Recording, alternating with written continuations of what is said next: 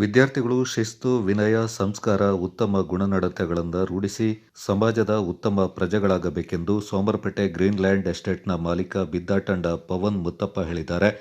ನಾಪೋಕ್ಲುವಿನ Shriram trust ಆಂಗ್ಲ ಮಾಧ್ಯಮ ಶಾಲೆಯ ವಾರ್ಷಿಕೋತ್ಸವ ಸಮಾರಂಭದಲ್ಲಿ ಮುಖ್ಯ ಅತಿಥಿಯಾಗಿ ಪಾಲ್ಗೊಂಡು ಅವರು ಮಾತನಾಡಿದರು.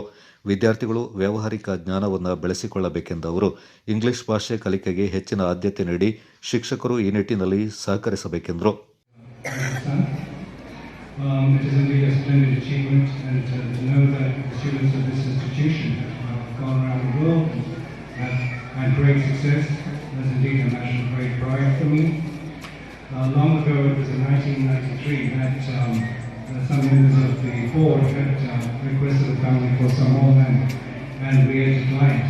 And my late uncle, Mr. Ganpati, who was there in 2018, he actually felt very sad, and so did I, that we didn't take that step at the time, and we apologize for that bad decision on our part. We must all be very open-minded and welcome people of all communities and cultures and learn to live with them. That is very important. And one more thing which is very important, I noticed that it is Rama Trust English Medium School.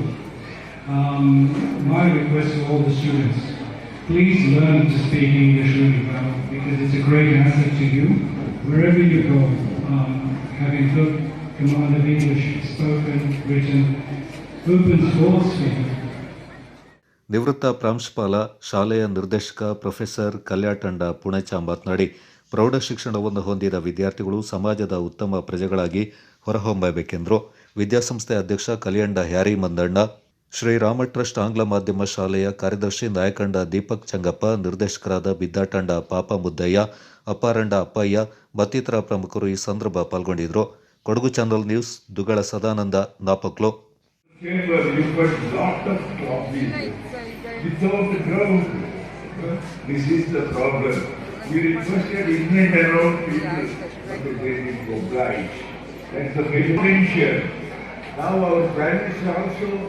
Insist upon potentiality, it must be enhanced somehow in different stages. They reach the highest position also. So, this school, Srirama Trust, you can't forget Srirama Trust. The parents and the children now will become in due course parents. ನಾನು ತಾಯಿಯ ಜೊತೆಲಿ ಒಂದೇ ಮಾತು ಹೇಳುವುದು, ಇವಾಗ ಯಾವ ಕಾರ್ಯಕ್ರಮವನ್ನು ನಡೆಸಿದ್ರು ಅದು ಚೆನ್ನಾಗಿದ್ರು, ಮಾರ್ಚಿನಲ್ಲಿ ಪರೀಕ್ಷೆ ಆದಾಗ ಮೇಲೆ ರಿಸಲ್ಟ್ ಬಂದಾಗ ಮಾತ್ರ ಅದನ್ನು ಕೇಳೋದು, ನಿಮ್ಮ ಶಾಲೆಯಲ್ಲಿ ಎಷ್ಟು ಪರ್ಸೆಂಟೇಜ್ ಇದೆ, ಎಷ್ಟು ಮಕ್ಕಳು ಡಿಸ್ಟಿಂಕ್ಷನ್ ಬರ್ತಾ ಇದ್ದಾರೆ. ಅದಕ್ಕಾಗಿ ನಮ್ಮ ಟೀಚರ್ಗಳು ಅಷ್ಟು ಮುನ್ಕೊಂಡಿದ್ದರಿಂದ ಇಷ್ಟರನ್ನು ಹಾಳಿದ್ದಾರೆ. ನೀವು ಪ್ರತಿಯೊಬ್ಬ ಕನ್ಸಿಸ್ಟೆಂಟ್ ಮಕ್ಕಳನ್ನು ಒಂದು ದಿವಸ ಒಂದು ಸಹಿತ ಅಪ್ಡೇಟ್ ಆಗದೆ ಮಾಡಬೇಕು. ಅವರಿಗೆ ನಿಮ್ಮ ಮೊಬೈಲು, ಟಿವಿ ಮತ್ತು ಕಾರ್ಯಕ್ರಮಕ್ಕೆ ಕರ್ಕೊಂಡು ಹೋಗುವುದನ್ನು 3 ತಿಂಗಳು ಬಿಡಿ, ಅಷ್ಟು ಸಹಾಯ ಮಾಡಿ ನಮ್ಮ ಶಾಲೆಯ ರಿಸಲ್ಟನ್ನು ಒಳ್ಳೆಯ ಮಟ್ಟಕ್ಕೆ ತಗೊಂಡು ಬರಲಿಕ್ಕೆ ನಿಮ್ಮೆಲ್ಲರ ಸಹಕಾರವನ್ನು ಕೋರ್ತೇನೆ. ನಮ್ಮ ಹೆಸರಿಗೆ ಶಾಲೆ ಬಂದಿದೆ ಇವಾಗ RTCಯಲ್ಲಿ.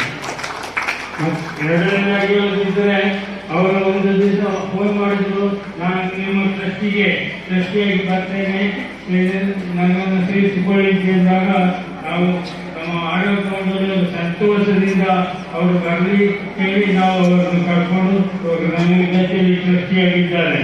ಇದಕ್ಕೆ ಬಹಳ ನಾವು